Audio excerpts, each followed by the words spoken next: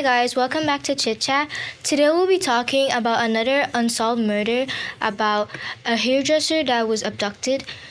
This case is called 30 Minutes, and we'll be talking about how she was abducted and in broad daylight at her own salon. At noon on April 15, 2004, two of Patrice's regular customers arrived at the Chambers Trim and Tan Salon for their scheduled appointments. The owner and hairstylist, Patrice, is nowhere to be found. Her purse and keys are on the desk, her lunch is still warm in the microwave, and her car is parked at an odd angle in front of the salon, not in its usual place. When they see the cash drawer is empty, the two women know something is seriously wrong, so they call 911. The search for Patrice begins immediately. Owning a hair salon was Patrice's dream come true. Her husband Rob helped her purchase and remodel it to perfection. After she disappears, Rob was devastated and claimed he doted on Patrice and loved her with all his heart.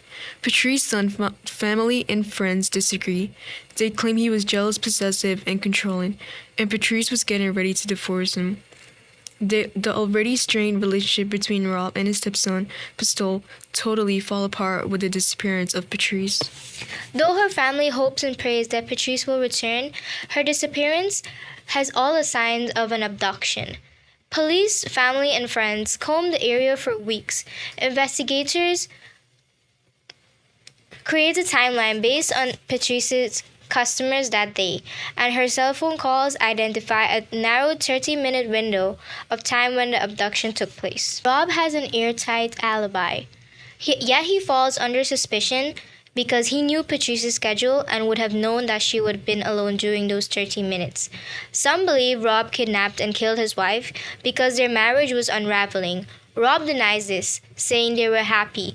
Patrice was totally devoted to him, and she was the love of his life. Months after Patrice disappears, serial killer Jeremy Jones confesses to abducting and killing Patrice, and seemed to know details about the crime that only the kidnapper could know. When he later recants his confession, some investigators cross him off their list of suspects. Yet one detective remains convinced that it was Jones who abducted and murdered Patrice. Yeah, thank you.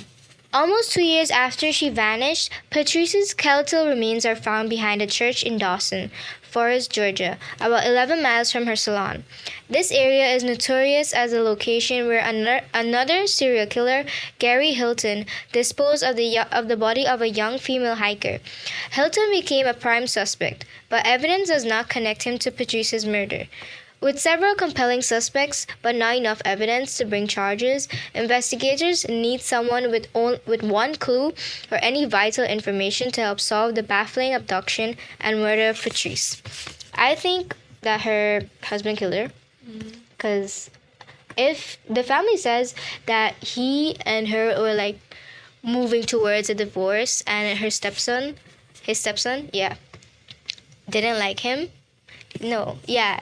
He didn't like him, and that already shows signs that they said he was controlling. That shows signs that he would do something like this. I think he did kill her and dispose of her body because he knew her schedule with that 30-minute window, and they took the money from her cash drawer at her salon. So I think that he probably took the money and abducted her and killed her.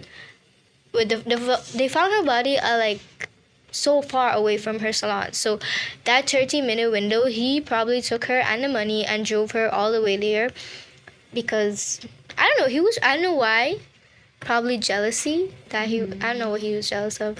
Never mind, not jealousy, but it shows that he probably have an aggressive background because he was also possessive towards her.